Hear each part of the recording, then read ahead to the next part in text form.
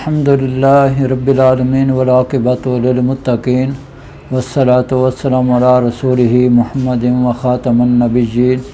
میرے پیارے دوستو، السلام علیکم ورحمۃ اللہ وبرکاتہ۔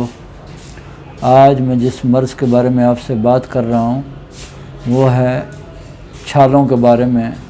منہ میں چھالے نکل آتے ہیں، دانے نکل آتے ہیں، تو یہ سمجھ لیں کہ یہ 3 قسم کے دانے اور چھالے نکلتے ہیں منہ میں۔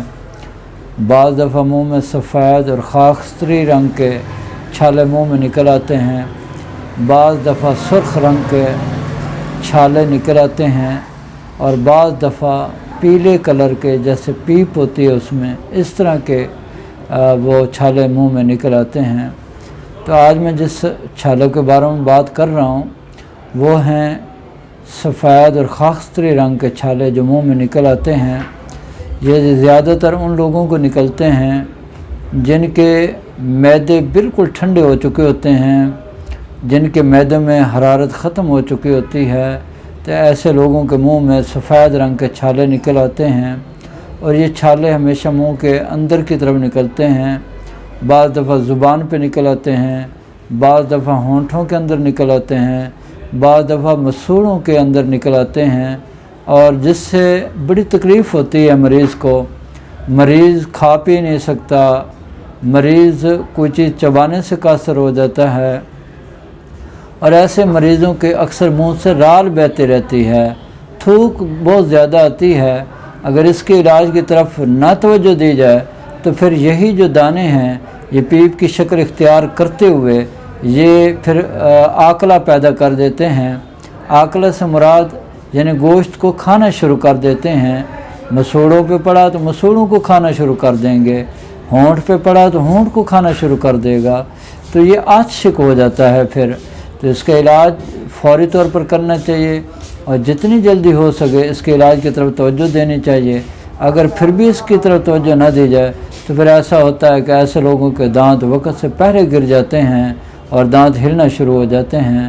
تو اگر کسی مریض کو یہ بیماری ہو جائے اور اس کو اگر وہ ہم سے دوائی منگوانا چاہے تو صرف وہ اپنے چھالوں کے بارے میں بتائے گا کہ اس رنگ کے چھالے ہیں، تو ہم اس کے مطابق دوائی بنا کر بھیج دیں گے۔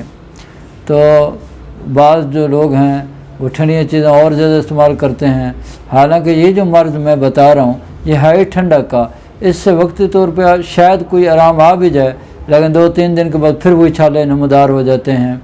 تو یہ چھالے ختم ہونے کا نام نہیں لیتے، تو ہم صرف 10 دن کی دوائی دیتے ہیں، یہ چھالے پھر ہمیشہ کے لیے ختم ہو جاتے ہیں، پھر دوبارہ نہیں ہوتے۔ تو اگر آپ یہ دوائی منگوانا چاہیں تو بذریعہ پارسل یہ دوائی منگوا سکتے ہیں۔ تو اس میں جو ہم استعمال کرواتے ہیں وہ میڈیسن کچھ اس طرح سے ہے۔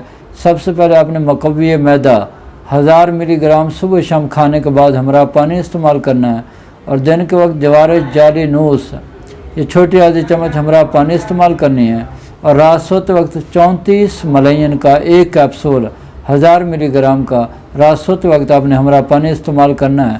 آپ یہ دوائی استعمال کریں، انشاءاللہ تعالیٰ آپ کا ثابت چھالے ہمیشہ کے لیے ختم ہو جائیں گے، اور اللہ آپ کو صحت دے گا۔